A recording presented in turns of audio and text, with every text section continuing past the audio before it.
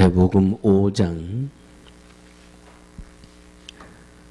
1절로 4절 말씀까지 합독하십니다. 시작. 예수께서 무리를 보시고 산에 올라가 앉으시니 제자들이 나온지라 입을 열어 가르쳐 가라사대 심령이 가난한 자는 복이 있나니 천국이 저희 것임이요 애통하는 자는 복이 있나니 저희가 위로를 받을 것임이요. 이 말씀은 살아계신 하나님의 말씀입니다.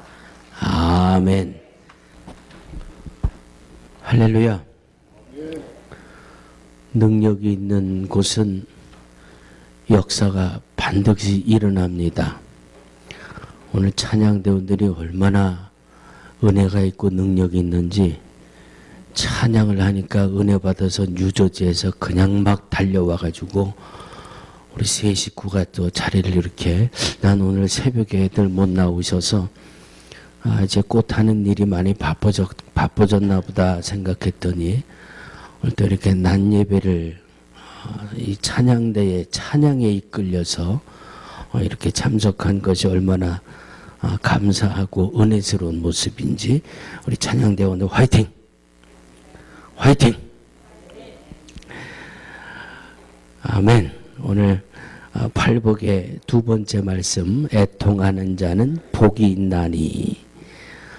애통한다는 말이 국어사전에 찾아보니까 마음이 상하고 깨진 그런 그 상태다.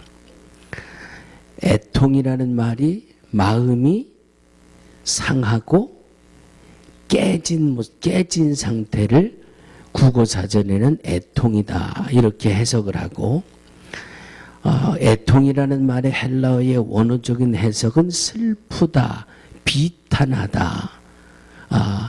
이 요셉이, 야곱이, 그 아들들이 요셉이 들짐승에 찢겨 죽었습니다 하고 요셉의 찢긴 옷, 피 묻은 찢긴 옷을 가지고 왔을 때 야곱의 애통함, 그것을 이 같은 맥락으로 해결을 해서 슬픔, 비탄, 그렇게 해석을 합니다.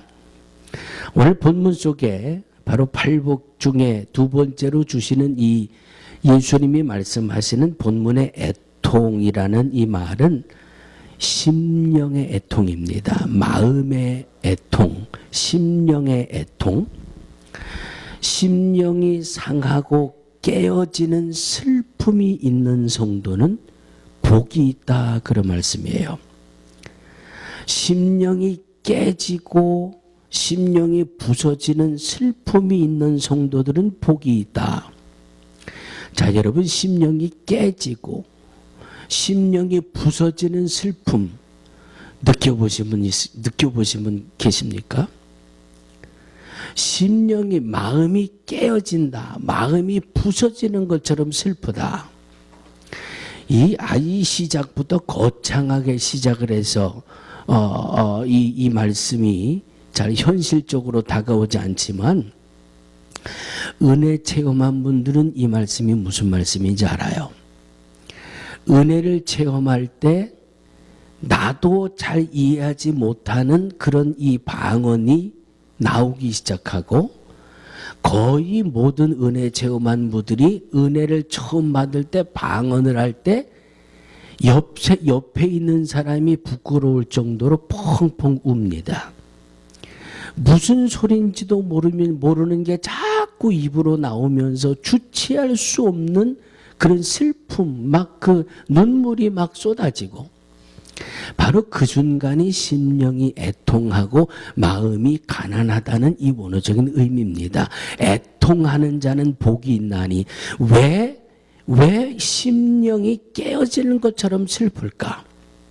왜 은혜를 체험하는 그 순간에 왜 이 속에서부터 목이 터지도록 무언가 그렇게 슬픈 일들이 내 입을 통해서 나오고 내 눈에는 하염없이 눈물이 흐를까?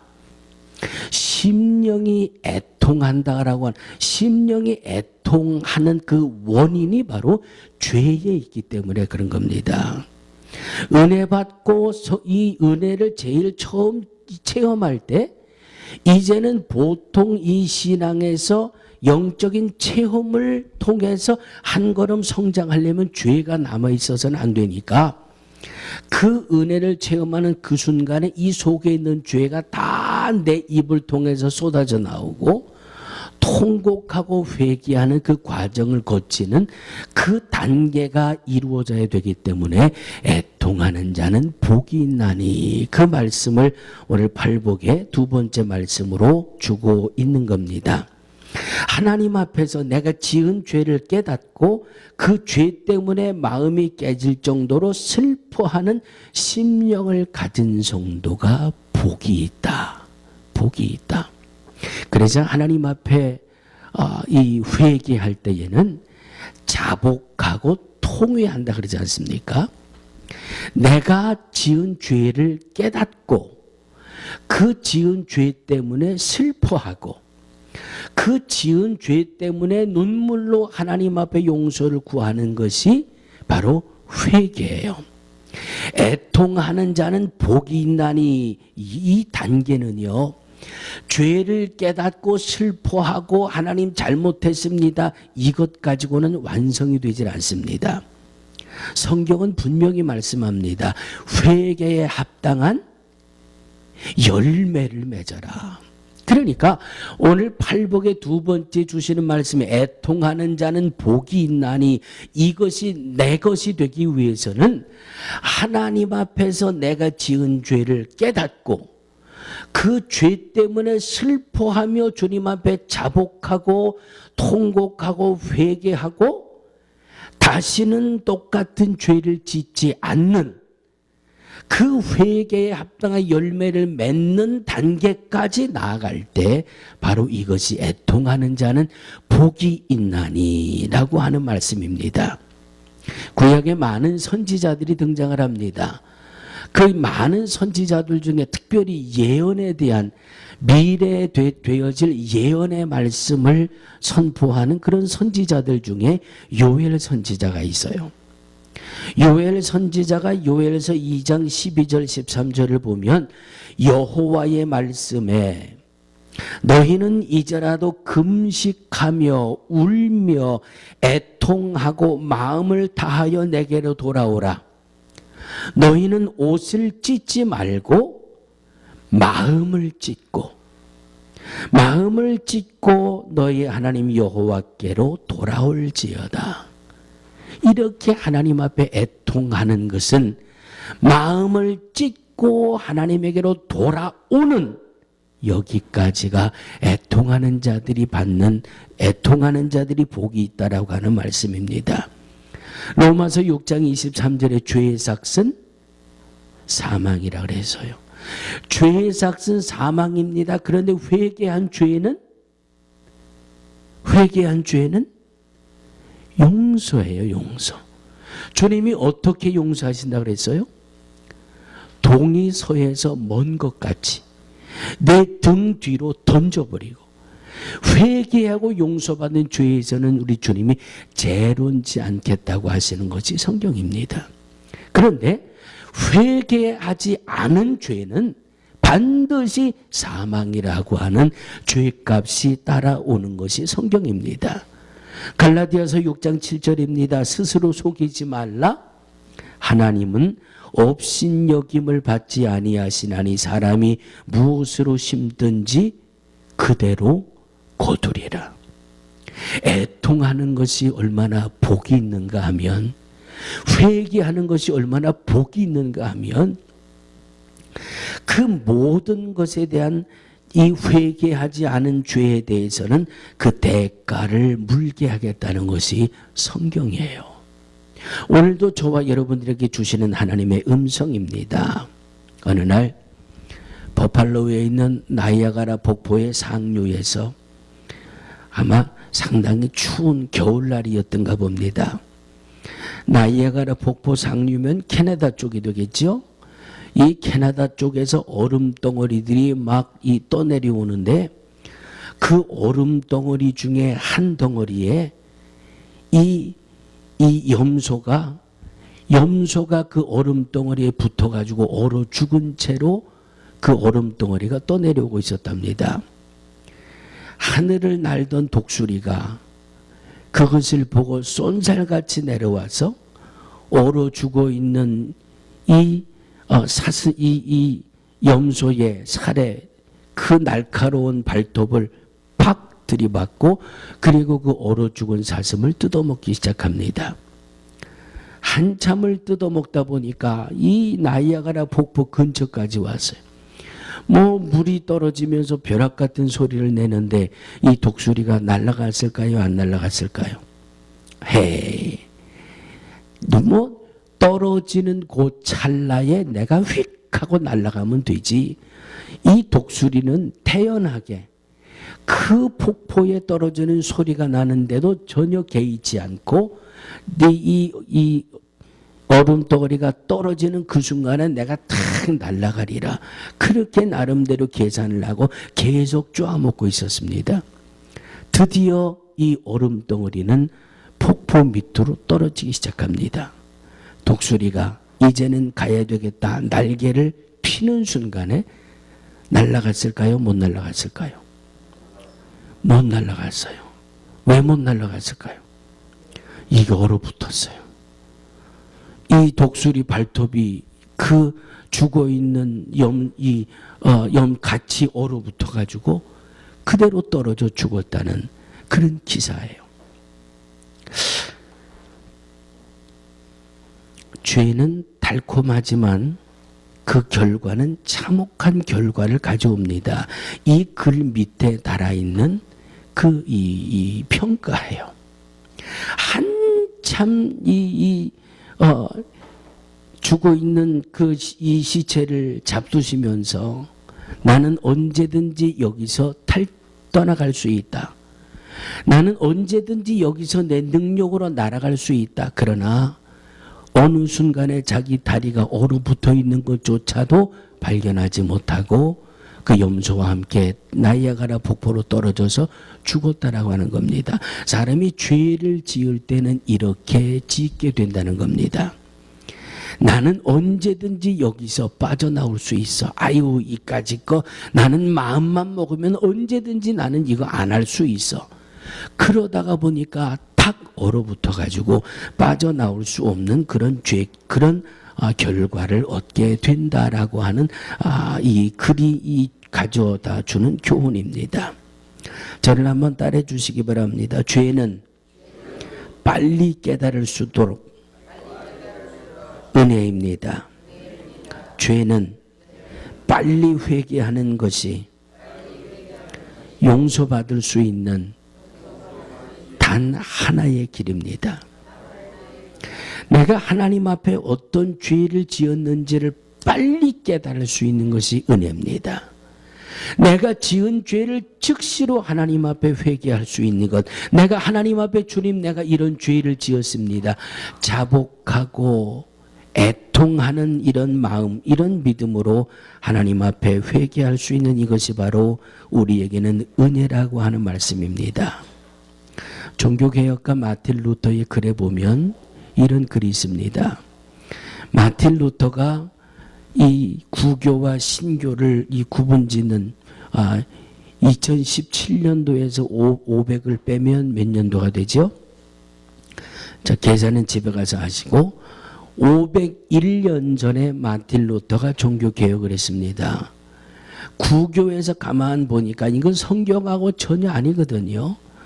돈 갖다가 이 신부한테 돈 갖다 주면 면죄부라고 하는 것을 돈 주고 사가지고 죄에서 자유함을 얻는다고 하고, 이건 가르치는 것이 영 아니에요. 그래서 오직 의인은 믿음으로 말미암아 살리라, 이 믿음 하나 붙들고 마틴 루터가 종교 개혁을 이뤄냈잖아요. 501년 전에. 이 마틴 루터가 어느 날 이 하나님의 말씀을, 죄의 삭슨 사망이라는 말씀으로 큰 은혜를 받고 잠자리에 누웠는데 도대체가 잠이 오질 않더라는 거예요. 그래서 하나님 앞에 주님, 내가 죄인입니다. 내가 이것도 회개하고 저것도 회개하고 하나님 앞에 회개의 이 죄에 대한 회개가 자기에게서 쏟아져 나오는데 뭐 그냥 그 회개의 영으로 충만해가지고 오늘 말씀 그대로 그냥 애통하는 자가 돼서 하나님 앞에 회개하다가 잠이 들었다는 거예요. 잠 속에서 꿈인지 환상인지 천사가 나타나가지고 루터야 이게 네가 지은 죄다 하면서 루터가 지은 죄를 빼곡하게 벽에다가 쓰더라는 거예요.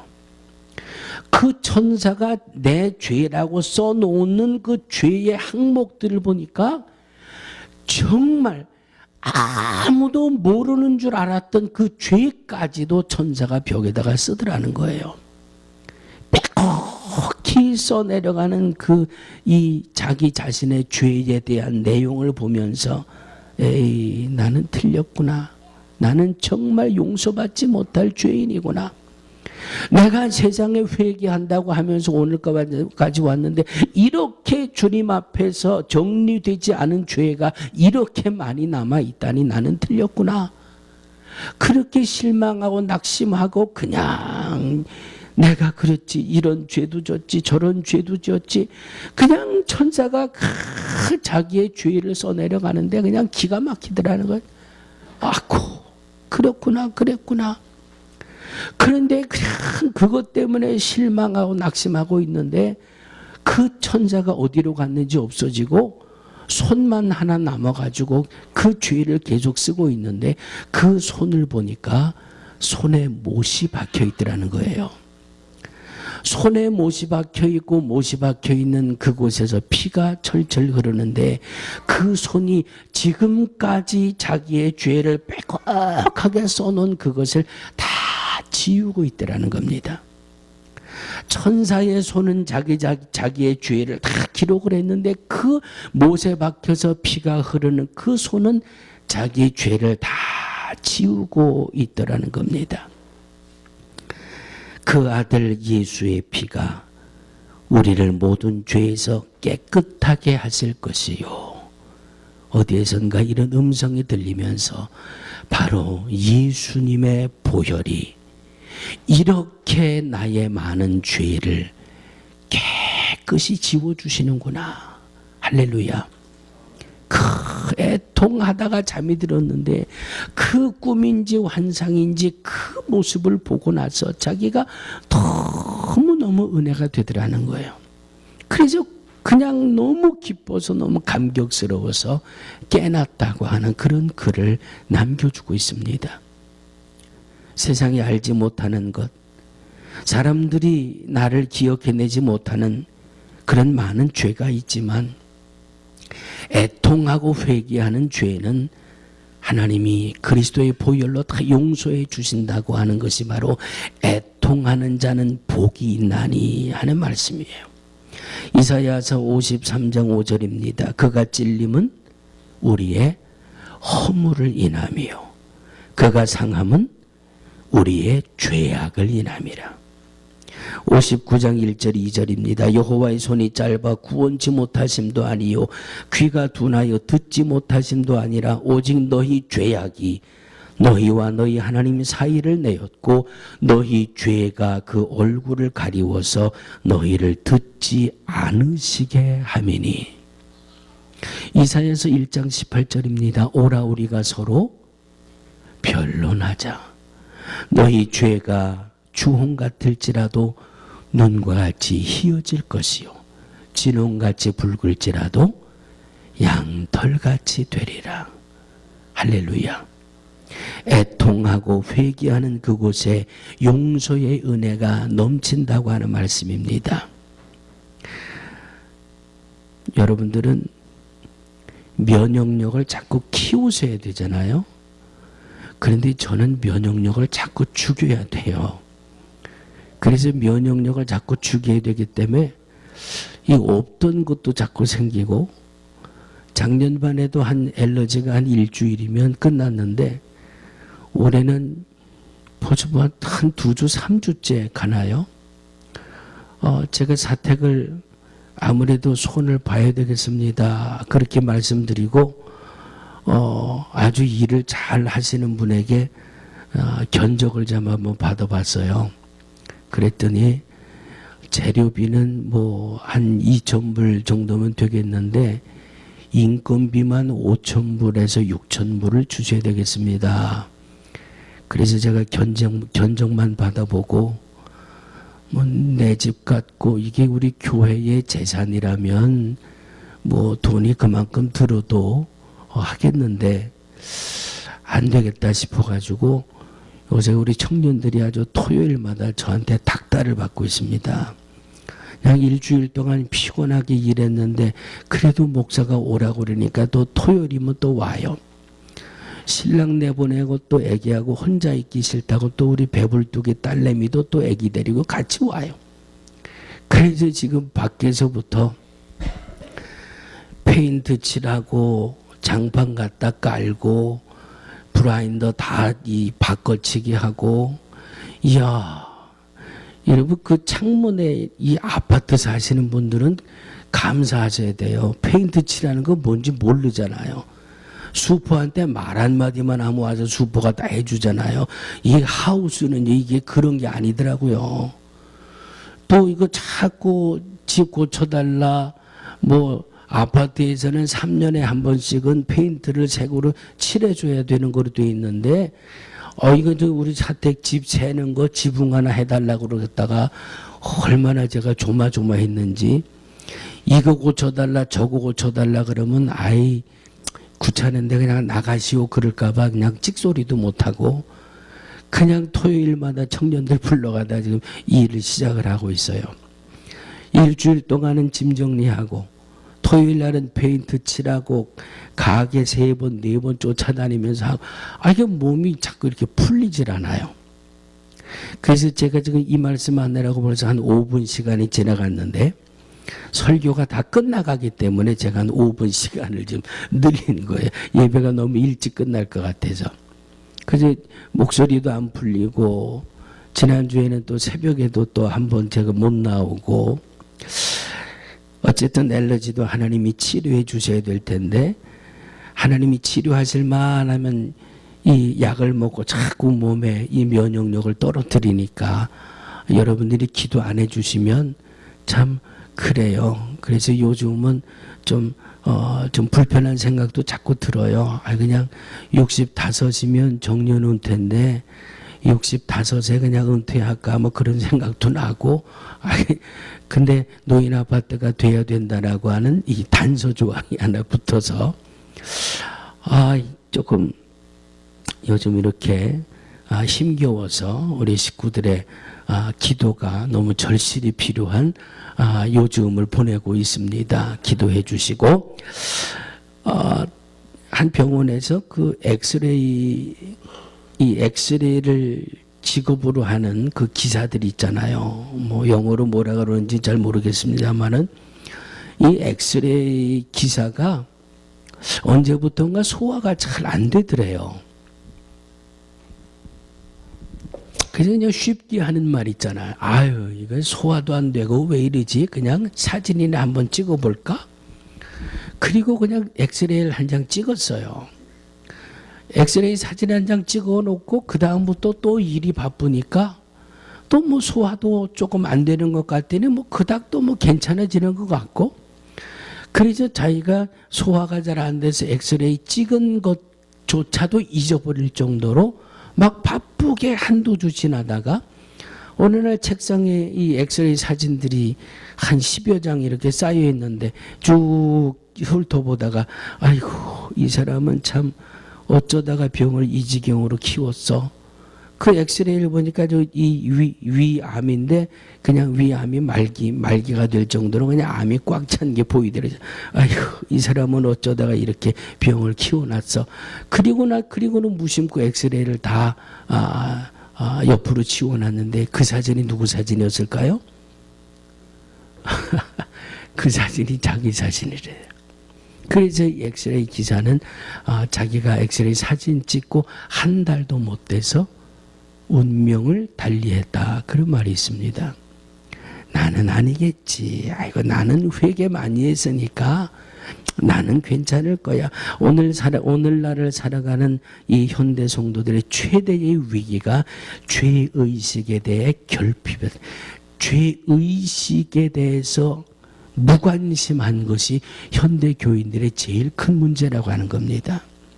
나는 아니겠지. 그런데 자기 몸속에 암덩어리를 키우고 있으면서도 나는 아니겠지. 그러다가 그냥 한 달도 못 돼서 세상을 떠나가는 그런 모습처럼 하나님을 믿는 성도들이 죄에 대해서 나는 아니겠지.